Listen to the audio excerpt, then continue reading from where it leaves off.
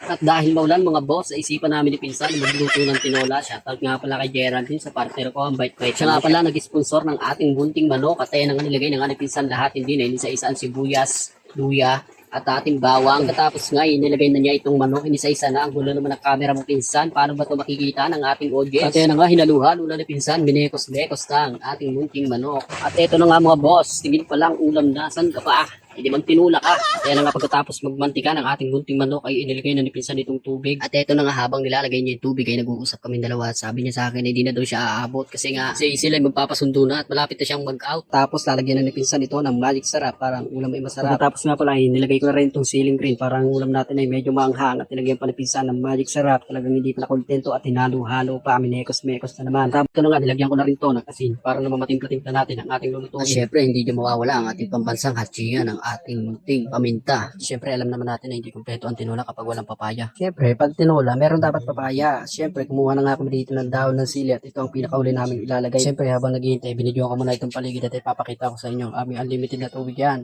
Balon probinsya yan. Yan ang pangmalakasan namin dito. Sa wakas sa luto ng ating tinulang manok at ito na nga ang pinakauli namin inilagay yung dahon ng sili. Hanggang dito na nga pala ang ating video. Salamat sa panonood mga idol. Bye-bye!